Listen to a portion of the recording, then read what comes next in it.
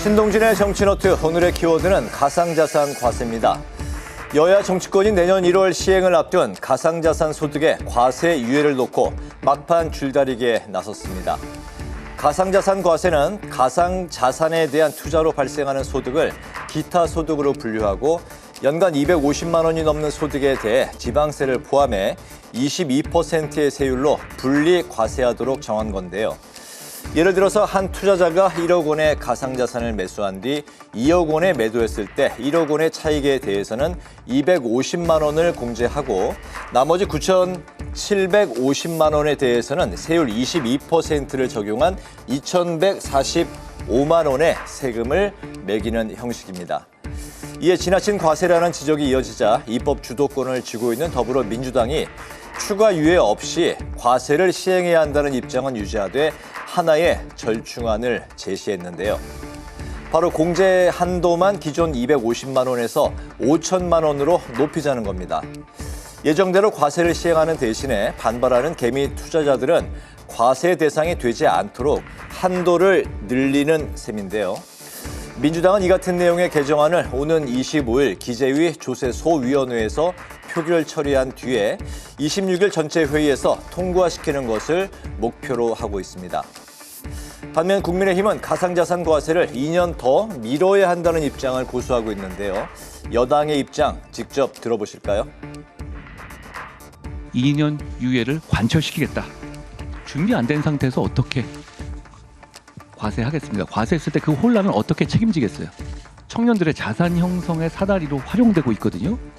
소위 트럼프 랠리가 이루어지고 있어요. 가상자산의 가격이 오랜만에 올라가고 있거든요. 이번에 손실을 좀 회복할 수 있겠다라고 기대하는 분들이 많은데 더불어민주당에서 그 기대에 찬물을 끼얹는 이런 이 정책을 내놓은 겁니다.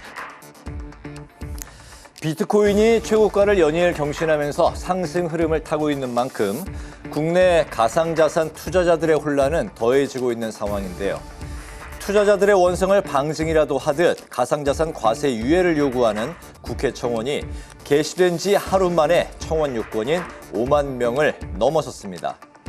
국회 청원은 한 달 내로 동의수 5만 명을 달성하면 관련 상임위에 회부돼 심의 대상이 되고 이어서 국회 본회의까지 올라갈 수 있는데요. 민주당이 주식 투자자들 요구에 부응할 필요성은 느끼면서도 정작 기업이 반발하는 상법 개정과 또 투자자가 반대하는 코인 과세는 예정대로 추진하겠다는 입장을 두고 정책 일관성에 대한 지적도 이어지고 있습니다. 그렇다면 민주당은 여전히 과세 시행에 대해서 확고한 입장일까요? 가상자산의 경우 실물 경제에 미치는 영향이 거의 없기 때문에 이제는 시행할 때가 되었습니다. 근데 다만 소득 공제의 한도를 5천만 원까지 대폭 상향해서 과세 대상을 확 줄이고 과세 부담을 줄이겠다라고 하는 것이 민주당의 입장입니다. 국내 거래소에서 파악될 수 있는 거라면 일단 과세하고 2027년도에 해외 거래까지도 파악이 되면 그에 대해서도 과세하면 되는 문제 아니겠습니까? 하지만 앞서 민주당이 내년 시행 예정인 금투세에 대해서도 보완 후 시행 입장을 유지하다 유예를 넘어 폐지하는 데 합의한 전력이 있는 만큼 향후 여야 협상 과정에서 투자자 여론을 의식해 정부안을 수용하는 모양새를 취할 거라는 예측도 나오고 있습니다.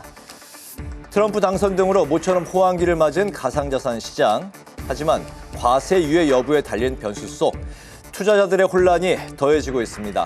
과연 조세 원칙을 지키되 투자자들도 만족할 수 있는 정치권 합의가 이루어질 수 있을까요?